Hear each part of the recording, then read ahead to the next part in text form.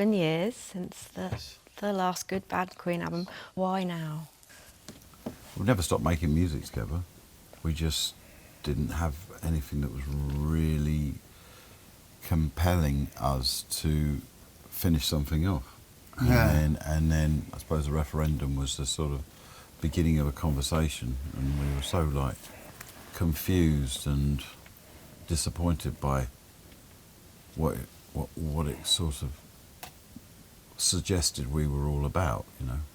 Not a judgmental thing, not a sort of oh, you shouldn't think like that, and how I think is right at all. It's just, blimey, we've allowed this family to sort of get into this mess where they clearly haven't been talking to each other for a long time. You know, and I suppose in that sense it was that was the beginning of the letter, the love letter. So was it the starting point of pulling together all of these tracks, and it was kind of like starting again, because there was an album that was... Well, I don't think it was ever an album. I think that's misleading. We had a lot. We didn't have an album. We had some ideas. We didn't have a really strong... Yeah, we had collective ideas, I mean, which we pretty much started after the first album. Yeah. We got together not long after, and we worked together, put some ideas together, and then there was other projects to take care of, and then we'd meet up again to sort of sporadic moments. How did you get to working with Tony Visconti on this? Well, we just phoned him up and said, come and meet up, and we had a conversation. He listened to some of the music, and he said, I'd like to get involved, and we said, OK, Tony, you choose what songs we're going to do, because there's quite a lot of songs to choose from. Well, once you get to know Tony Visconti, you realise he works with quite a lot of people. Yes. He's very busy. I mean, he's worked with The Alarm. I'd never have associated Tony Visconti with The Alarm. And The Damned.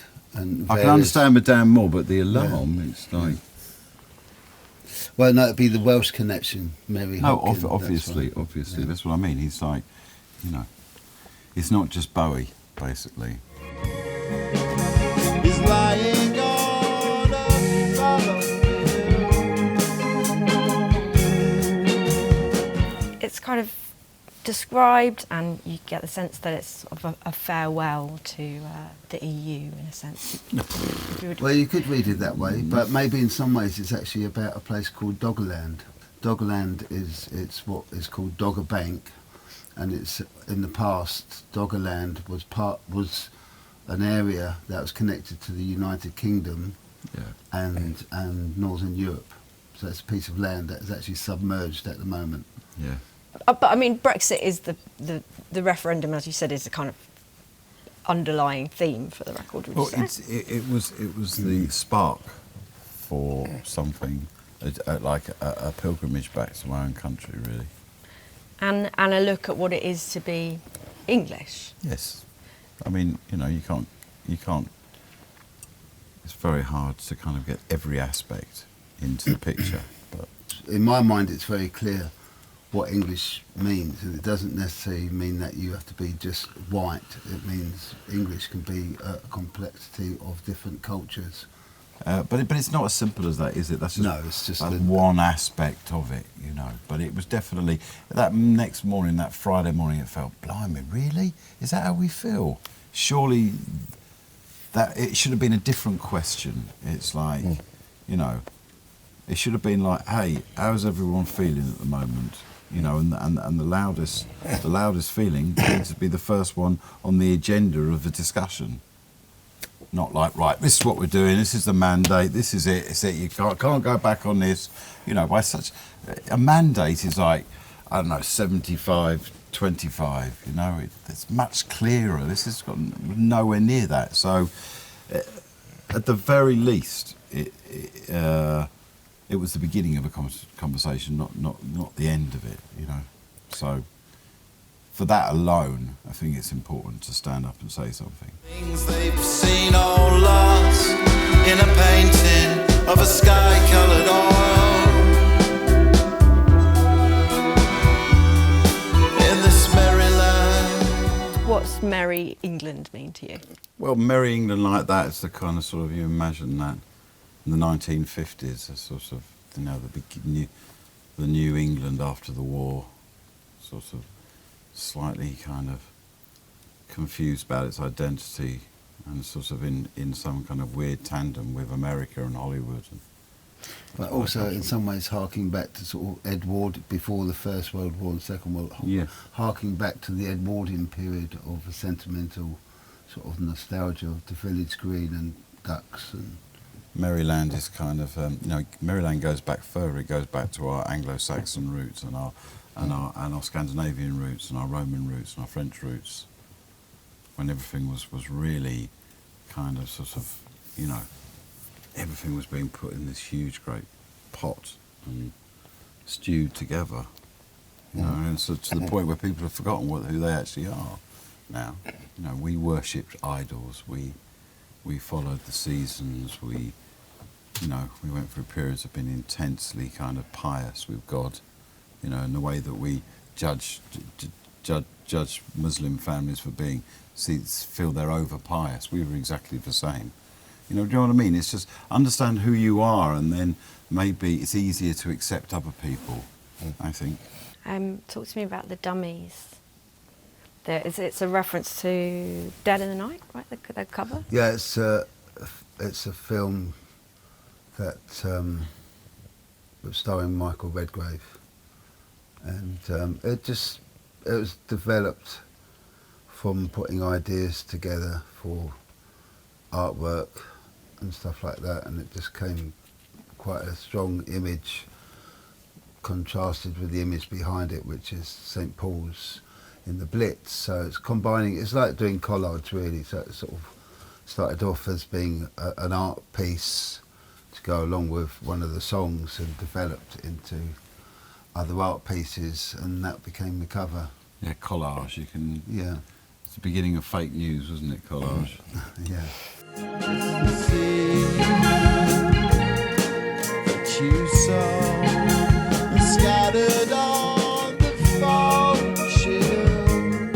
And Tony, I think you said of the last record that it was kind of a little bit more disciplined than other stuff that you've done. I think that both records have had such a distinct sound. Was that the same experience that you kind of found? Yes, for me, always, when I have to be facing a different project musically, my life, I always look forward to be challenged, every time, facing things that are not even my kind of style,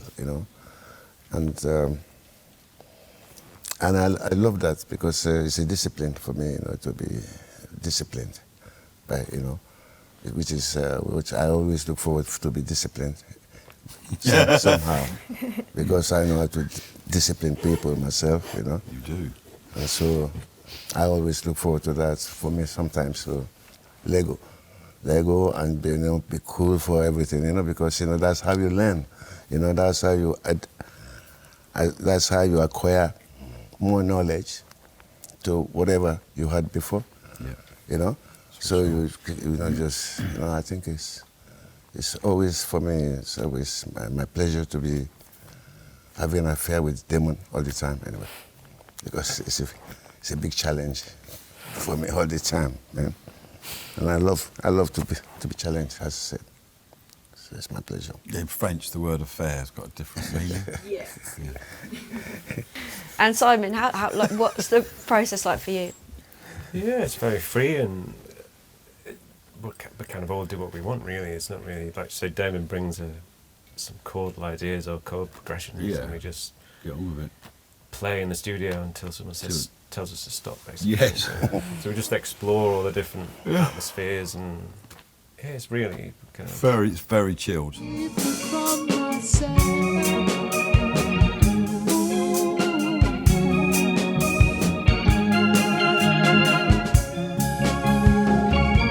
I think there's, maybe you touched on this with the last record as well, but like national pride for English people, it just has... Difficult. Yeah. Very difficult. Very negative connotations around it. But I agree. I mean, I think it is celebrating what's... Yeah, you're allowed British. you're allowed to be proud of your country, which is, I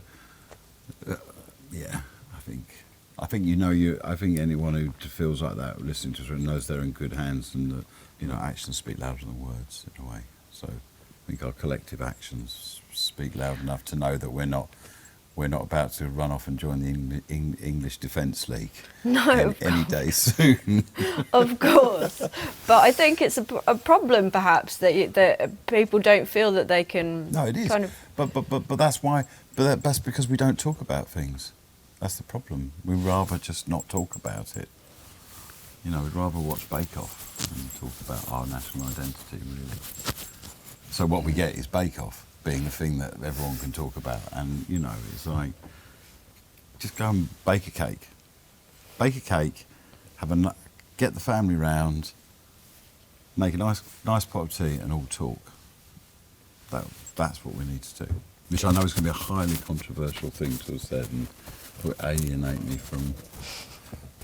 I don't know. But Noel Fielding, I mean, to give credit where credit's due, he has always been a frequenter of fancy cake shops. Has it? Yeah, he really has. Because there's one I go to in Soho called Madame Betrot's, where he was always in there. So he definitely likes cakes. Isn't it? He doesn't. You know, he genuinely is into cake making. It's real.